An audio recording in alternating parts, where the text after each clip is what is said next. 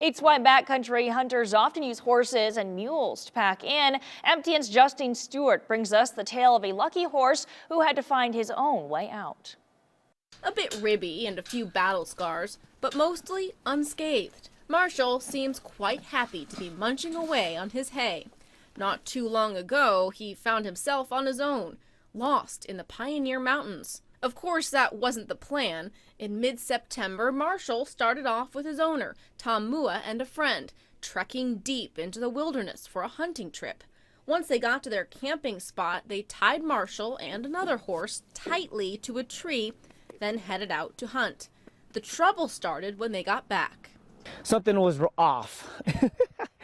We got there and, we had one black horse and a set of bridles and halter hanging from the tree with no horse. And we just immediately freaked. We're like, did someone steal him, or did, a bear or something come by and spook him? But after, looking at the ground, everything looked fine. They weren't digging, nothing. They just, their tracks were, they're just standing still. And so the search for Marshall began.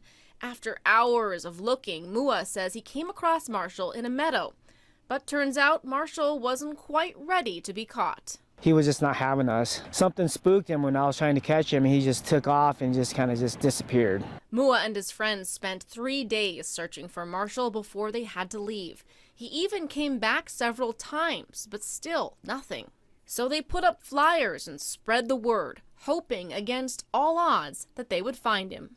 I thought for sure that, maybe a bear or a wolf might have gotten him, or he might have fell off a cliff. Remarkably, Marshall was still alive, and nearly 2 months later found his way back to camp where another hunter was staying. He said that he went up there to go hunt with his buddies, and they got up there and they're like, oh, there's other people in here. Come to find out, there was no one. There was just Marshall walking the meadows, just feeding and cutting all this trash in the meadows. This time, Marshall was ready to go home, and his family beyond happy to welcome him. Pretty skinny right now, but we're fattening him up. He's a free-for-all.